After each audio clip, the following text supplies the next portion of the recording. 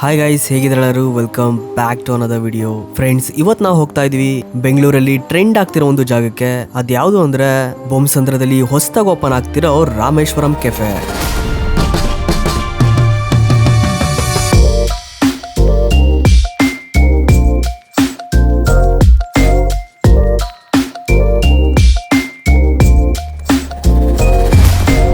ಸ್ನೇಹಿತರೆ, ಈ ಜಾಗ ಸಾಮಾನ್ಯ ಕೆಫೆ ಅಲ್ಲ. ಮತ್ತೆ ಈ ಜಾಗಕ್ಕೆ ಬಂದಾಗ ನಿಮ್ಗೆ ಜಸ್ಟ್ ಫುಡ್ ಮಾತ್ರ ಅಲ್ಲ, ಇಲ್ಲಿ ನಿಮ್ಗೆ ಒಂದು ದೇವಸ್ಥಾನದ ಅನುಭವ ಆಗುತ್ತೆ. ಹೌದು ಸ್ನೇಹಿತರೆ, ಇಲ್ಲಿ ನೀವು ಆದಿಯೋಗಿ ವಿಗ್ರಹ, ನಂದಿ ಮತ್ತೆ ಸಂಪೂರ್ಣ ದೇವಸ್ಥಾನವನ್ನ ನೋಡಬಹುದು. ಹಾಗಾದ್ರೆ ಸ್ನೇಹಿತರೆ, ಈ ಜಾಗ ನಿಜವಾಗ್ಲೂ ಹೈಪ್ ಇದೆಯಾ ಅಥವಾ ಇದೊಂದು ಟ್ರೆಂಡ್ ಮಾತ್ರನಾ? ಇದ್ರ ಬಗ್ಗೆ ನಾನು ಪೂರ್ತಿ ಹೇಳ್ತೀನಿ, ವಿಡಿಯೋ ಕೊನೆವರೆಗೂ ನೋಡಿ. ಸ್ನೇಹಿತರೆ, ನಾವೀಗ ಫೈನಲಿ ರೀಚ್ ಆಗ್ತಾ ಇದೀವಿ. ಮತ್ತೆ ಈ ಜಾಗದ ಬಗ್ಗೆ ನಿಮ್ಗೆ ಹೇಳ್ಬೇಕು ಅಂದ್ರೆ, ಇದು ಇಂಡಿಯಾದಲ್ಲೇ ಲಾರ್ಜೆಸ್ಟ್ ಕೆಫೆ ಅಂತಾನೆ ಹೆಸರುವಾಸಿಯಾಗಿದೆ. ಯಾಕೆ ಅಂದ್ರೆ ಇದು 90,000 ಸ್ಕ್ವೇರ್ ಫೀಟ್ ಅಷ್ಟು ಸ್ಪ್ರೆಡ್ ಆಗಿದೆ.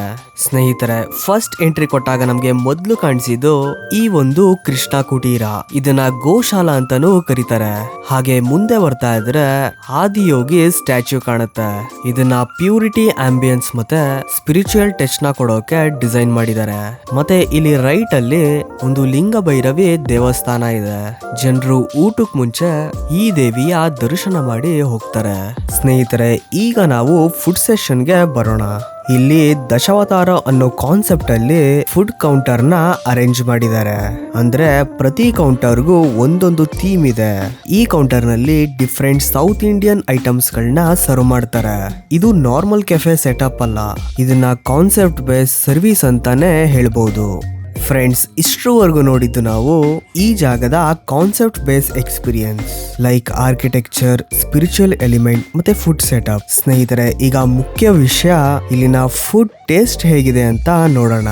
ಸ್ನೇಹಿತರೆ, ಮೊದಲನೇದಾಗಿ ನೋಡಿದ್ರೆ ಫುಡ್ ಕೌಂಟರ್ ಹತ್ರ ತುಂಬಾನೇ ಕ್ರೌಡ್ ಇದೆ. ಜನರು ಆಲ್ರೆಡಿ ಲೈನ್ ಅಲ್ಲಿ ಇದ್ದಾರೆ. ಮತ್ತೆ ಇನ್ನೊಂದು ಕಡೆ ನಮ್ಗೆ ಕಾಣಿಸಿದ್ದು ಈ ಒಂದು ಸೆಲ್ಫ್ ಆರ್ಡರ್ ಮಿಷಿನ್. ಆದ್ರೆ ಇಲ್ಲೂ ಕೂಡ ಲೈನ್ ಅಲ್ಲಿ 30 ನಿಮಿಷ ಕಾದು ಆರ್ಡರ್ ನ ಮಾಡಿದೀನಿ.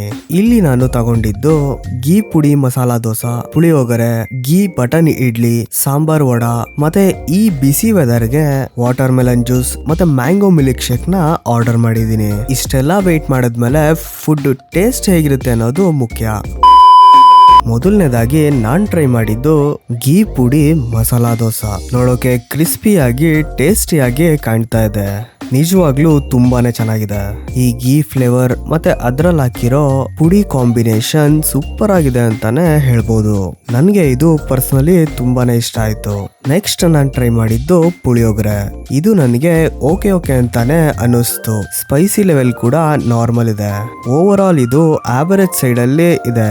ಸ್ನೇಹಿತರೆ, ನೆಕ್ಸ್ಟ್ ಟ್ರೈ ಮಾಡಿದ್ ನಾನು ಸಾಂಬಾರ್ ವಡ ಸಾಫ್ಟ್ ಮತ್ತೆ ಸಾಂಬಾರ್ ಜೊತೆ ಪ್ರಾಪರ್ ಆಗಿ ಬ್ಲೆಂಡ್ ಆಗಿದೆ. ಮತ್ತೆ ಟೇಸ್ಟ್ ಬಗ್ಗೆ ಹೇಳ್ಬೇಕಂದ್ರೆ ಇದು ಕೂಡ ಆವರೇಜ್ ಅಂತಾನೆ ಹೇಳ್ಬೋದು. ನೆಕ್ಸ್ಟ್ ಟ್ರೈ ಮಾಡಿದ್ದು ಗೀ ಬಟನ್ ಇಡ್ಲಿ. ಇದು ಚಿಕ್ಕ ಇಡ್ಲಿ ಮೇಲೆ ಸಾಂಬಾರ್ ಹಾಕಿ ಗೀನ ಹಾಕಿ ಕೊಡ್ತಾರೆ. ಇದು ಆಕ್ಚುಲಿ ಚೆನ್ನಾಗಿದೆ. ಇಡ್ಲಿ ಸಾಫ್ಟ್ ಆಗಿ ಬಾಯಲ್ಲೇ ಮೆಲ್ಟ್ ಆಗುತ್ತೆ.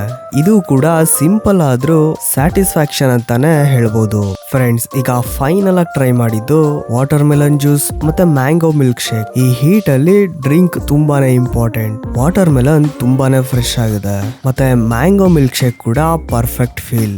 ಸ್ನೇಹಿತರೆ, ಈಗ ಎಲ್ಲ ಐಟಮ್ ಸೇರಿಸಿ ಟೋಟಲ್ ಬಿಲ್ ಆಗಿದ್ದು 750 ಕೊಡೋದು ಈ ಒಂದು ಎಕ್ಸ್ಪೀರಿಯನ್ಸ್ಗೆ ವರ್ತಾ?